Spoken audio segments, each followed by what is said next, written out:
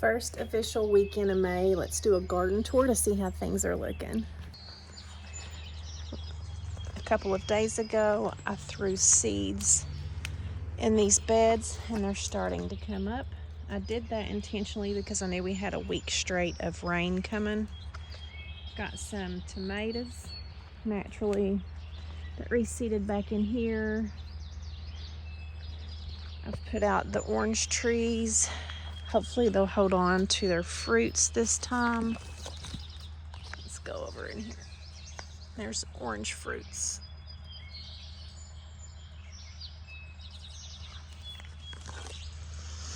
The banana trees are out now, as well as the olive tree. Those are kept inside during the winter months, so I just pop them out here and whenever it's above 45 degrees at night. I threw some seeds over in this bed and they're starting to pop. And here's a perfect example.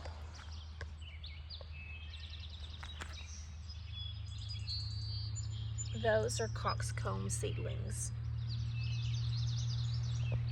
I also threw some taters back in here to see if they'll do anything. And there's some, ooh, I've got more sugar baby watermelons. That right there. Those are germinating out here. I'm gonna tarp this right here and just let those watermelons come up through here and maybe plant some more vining type varieties through there. Little seedlings here are coming through. That's a coxcomb, looks like.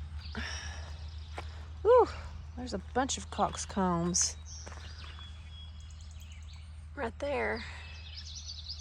I was hoping they'd be further out, but I can gently pick those up and more center those in the middle if I need to. There's also some marigolds right here popping up.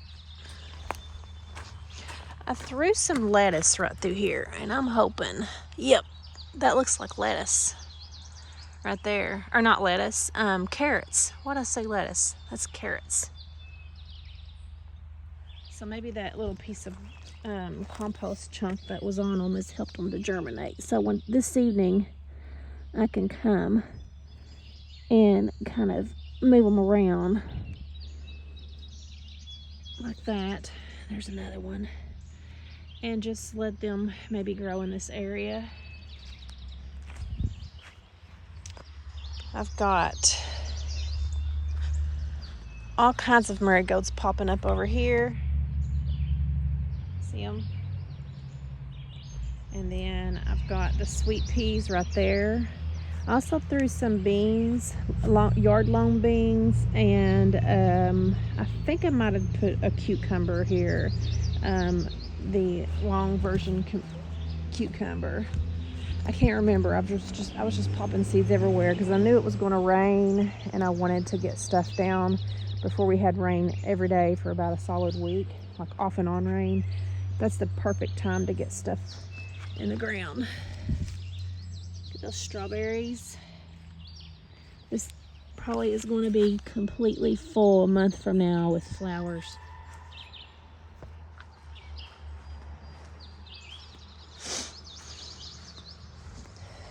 More marigolds through here.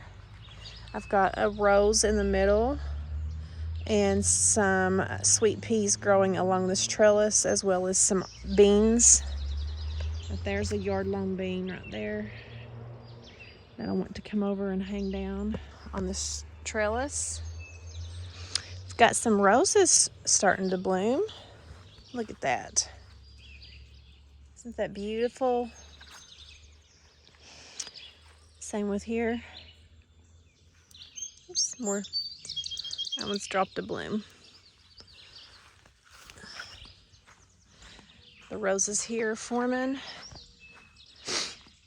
Right here is my elephant ears. I have no idea where I'm going to put these. We'll have to figure that out, but we can test them and see how they look. If there's anything coming up yet. That one's almost feels rotted where I left it out.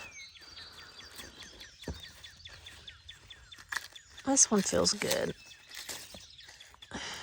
So they're waking up and this feels still hard.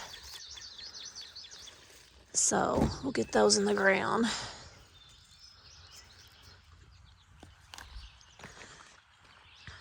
This is one of my persimmon trees, an Asian variety, Giboshi. Right here we've put some allium. I had one over here and it didn't come back up. Look at that, isn't that beautiful? And I put hibiscus flowers on both sides of the beginning of this trellis with some sweet peas started on the side and the roses. This is the calendula that I planted, and behind that is some carpet zinnias and some, I can't remember if I put some marigolds in here. I might have in the back, I can't remember.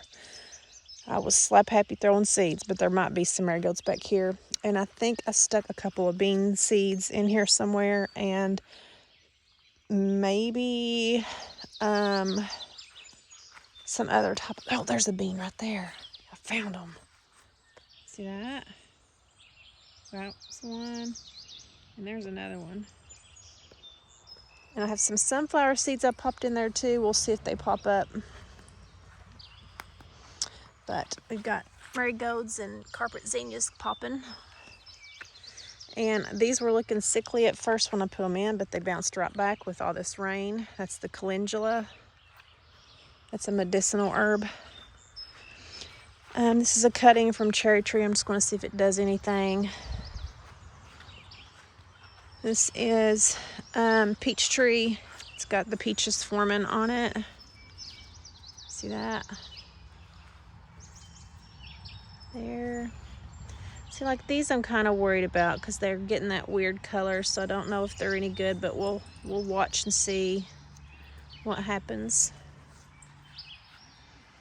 And it's went through a little bit of transplant shock. This tree has. It's been losing leaves, but hopefully it'll bounce back.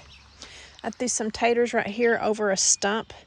This was an old tree stump that I couldn't, it was too big for my little blade to cut through, so I'm trying to rot it out by growing taters over it, and this is just a bucket that I had that busted out the bottom, so that's holding the compost in, and we got a tater coming up right there. Here's some transplanted blackberries. This is the bush blueberries. I don't know what's going on with these back here, if the weather got them or what, but the back side looks weird. We'll see what happens with the front side. There is a bush cherry right here. I need to plant 2 more bush cherries with it so they can pollinate each other. This is the apple trees. These 3 weeks ago had blossoms on them, so we're looking at the growth of apples. There. And you want to thin those, probably no more than 3 per bunch. Like, let's find, this one didn't have as many as my other apple trees, I don't think. Right here. Look right there, those 3 I will keep.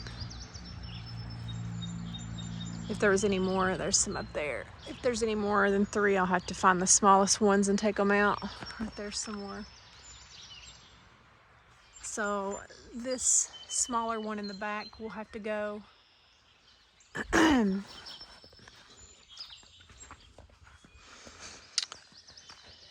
Here is more. These were later blooming. They bloomed like a week ago, week and a half, 2 weeks ago. So that's why they're smaller than those. So this space right here, before we go further, is going to be used for the vining plants like melons and vining winter squash. That's going to be right through here. There's a loud truck coming. Hold on. Okay, we're back. So I'm going to grow those melons and squash along here. I got to get everything kind of straightened up and figure out if I need to block it off from the dogs. But if I need to, I've got protective insect cloth that I can put over that to protect those from the squash bugs and the cucumber beetles and you know, stink bugs, all those things that terrorize my plants. The vine borers, all those are the enemies of those types of plants. So once I get those things up and growing, I will be covering those with probably insect netting, and then I could hand pollinate once they start flowering, which that'll be later in the season. So right here is an example of the plant, this apple tree, doing what it needs to do. See, there's one that didn't get pollinated. So now we just have our 2 fruits growing, which is fine. Like I said, I don't want to keep no more than 3.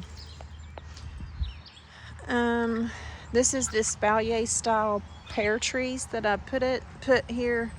I'm training them just like I did these apple trees. See, like that one's a perfect example.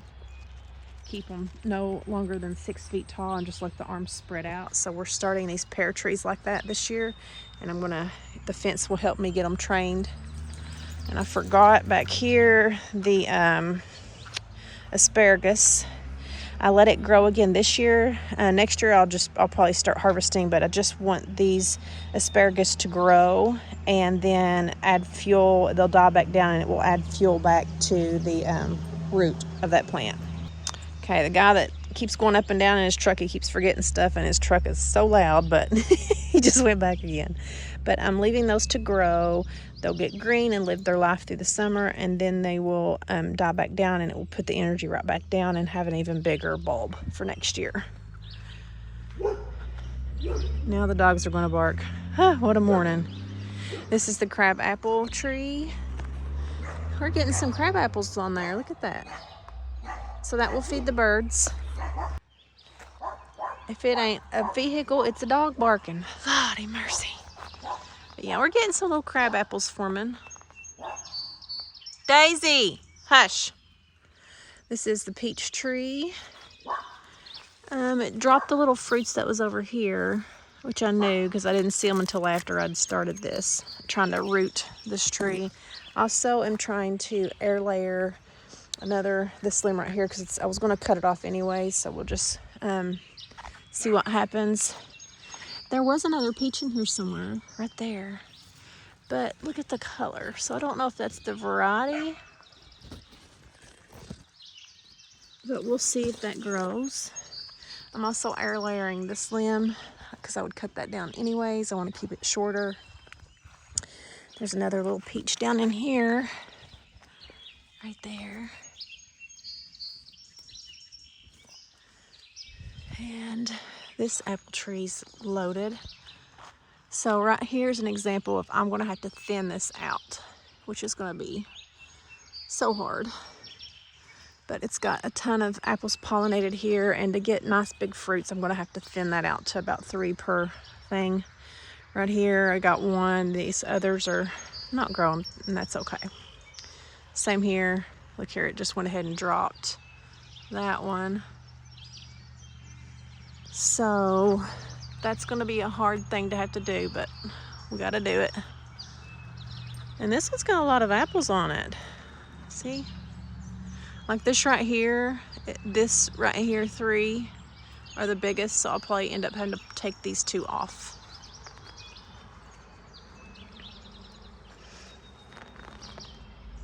Same for here. Just pick the 3 biggest ones and take off the others. Okay, this apple tree, it looks like it's got some apples on it. Here. It's weird, you're only seeing like 1 here and there. And I did find out my neighbors have a couple apple trees across the fence that are way bigger and older, so I think they kind of helped pollinate these over here too, because mine are much younger trees. There.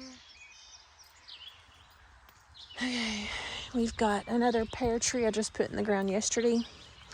So there'll be 3 pear trees right there. I need to espalier that one just like I did these 2 to keep them low and spread. Right here is the black raspberries. I had to pull those up and separate those. You're not supposed to keep black raspberries with the reds that I have over here in the goldens, it does something to them. So I had to dig those up earlier and put them over here away from them. They should technically be further away, but I don't have the space because my yard is full. Pawpaws here, I don't know what's going on with them. This one looks like it's not happy. And I had another one here that did that last year, and there's that one. So we'll see what's going on. Right here is blackberries. We're waiting for those to bud out. Good morning, Carlos. So right here I had another tree stump. This is another way to get rid of tree stumps. That one back there I covered with the pot and grew the taters in. That's one way. This is another way. I don't know how this got in here, unless the dog done it. But you just burn it out. And then I'm going to use some spare wood over here. Block this in and fill it with compost and throw some, maybe some Cosmos seeds right there to get them growing, to cover that up and finish rotting that out. I have some more pawpaws. These are pawpaws I pulled up from the creek lining. There's another one right there. Well, I can't get focused now. We'll go over here. Here's one. These were pulled up from the creek to pollinate those. Hopefully those make it. Those were specialty pawpaws. And that's what's so sad, is the ones that I specifically ordered aren't happy. A tree branch knocked this one over, but it's trying to grow back. So it's wanting to live. We'll let it do its thing. There's another pawpaw, and there's a couple more right there. These are Nikita's Gift persimmons. Persimmons are one of the few trees that you can plant under a black walnut tree. That right there was a black walnut tree. There's only certain... You are talking up a storm. There's only a few varieties of trees that you have to look up, because the juggalo or something like that, that comes, it's like a toxin for plants that comes from black walnuts, and it gets in the ground, and pawpaws are one that you can grow under, as well as persimmons, those types of trees. This is the garden bed. In here I have kale, cabbage, plum, and mulberries. We've also got, by these plum trees, hopefully they'll grow moonflower bushes on both of those that will bush out moonflowers. Right here we have artichokes started, kale, cabbage, broccoli, Brussels sprouts, cauliflower. It's starting to rain. And we've got roses starting to bloom. Grapes are starting to take off. Look here, that little bug needs to go, but that's grapes starting to form right there.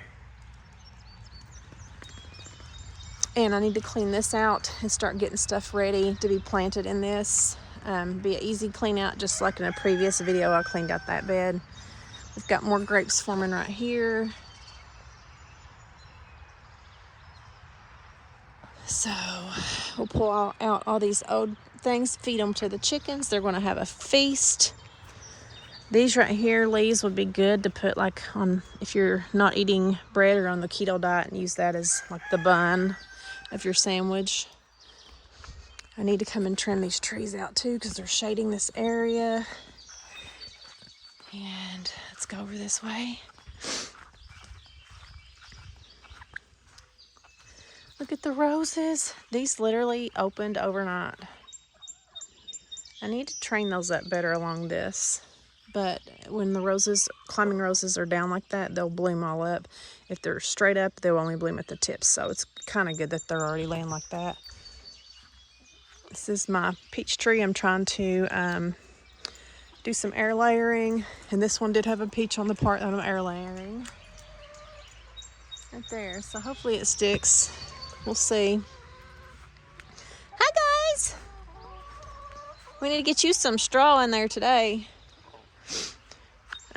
Got some plants out here that's been hardening off that I haven't had time. Yesterday it started raining and I had to stop, but these are getting ready to get put in the ground. Some Look at this rose bush. It is going to be full of roses. Look at that. I got this from Walmart. Holy smokes. It's going to be so pretty when those roses pop out. More banana trees brought out and a fig tree. The strawberries are looking happy. Ooh, that one's starting to turn. And I pulled these out. Oh, they're in water. This is some more elephant ears we need to get out in the ground. See, that one looks happy.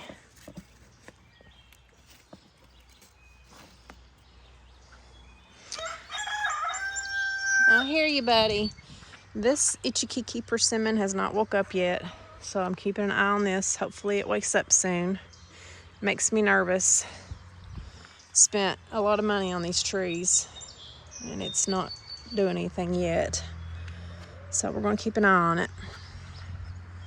This space, I put in the marigolds, and there's coxcombs that you can't see that's in the smaller holes. So it'll be a combination of marigolds and coxcombs, and I'll extend that in the back as well. I threw a bunch of seeds in here. I think those are coxcomb seeds in there. I've got a moonflower growing right there that came back from last year, and another one right there. So that's going to be pretty if I can vine them out through the fence hole there. So there'll be flowers on that side. These little roses are growing. And this is the walkway before its glory. The roses are starting to form here along these trellises. And I have some yard loam beans started right in there. There's one. And then there's another beside it. There and there. And then there's also some sweet peas growing up on this too for some added flowers. Look at that. Those are starting to open. Look at that color. Oh my goodness, look at these. This is the same kind right here. That's over here on the corner of the house that I just showed that was full, and this one is full too. This is going to be so pretty when it's all opened up. And then these are blooming out. Ooh, look. Y'all, look at that. Oh my gosh, it smells heavenly. And these are opening up. This is an iceberg. I've got the calendula. I added a lavender in here. The roses over here getting ready. Look at these colors. This is supposed to be a climbing rose, but I don't know. It's not acting like a climbing rose. There's some more of those pink ones. That was over here and on the corner of the house that it's going to be full too. This I didn't know if it was a climbing or a bush type thing, so I just left it and tilted the branch. So I do think it's a climbing because it's growing flowers all around it since I left the limbs and just kind of curved them down like I would a climbing. And my garden shoes are squeaking. Look at this. My favorite garden shoes. This is garden feet, y'all. So this is the bed I cleaned out. Just cleaned out. And I put cosmos in the back.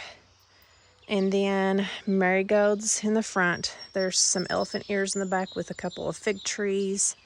And these are the hibiscus. There's some more hibiscus and other things I've got growing over here. We've got a clematis that came back right here from last year. I popped some onions in here and here. I might put like a flower in the middle of the onions. So we'll have a combination of something, maybe a marigold or something in those. Now the plants for here. Oh, before I go further, look at this allium. Holy smokes. There's another one right here. Look at that. So, in this area, I'm going to be transplanting a lot of flowers in with these roses and alliums and just a variety of things. I've got a moonflower started there. Some flowers that I bought at the university sale a few weeks ago. We're going to go over there. But The big thing I'm going to be doing probably this weekend is I bought some more of this tarp. I'm going to tarp all this down, maybe bring it down and curve it and go around, and I'm going to fill this full of flowers, probably some yarrow and some coxcombs and some marigolds. So this right here is going to be completely transformed, and it'll be nothing but flowers coming through, and flowers back there. We'll have the walkway and then more flowers over here. So it's going to be really, really full. Okay, and our lilac bush is starting to flower. I just noticed. This rain has brought it all out. Look here. Oh my gosh, it smells so good. I always know too when these are popping because when I have the door open back here, the breeze blows it straight in that sunroom, and it smells so good. Oh my goodness.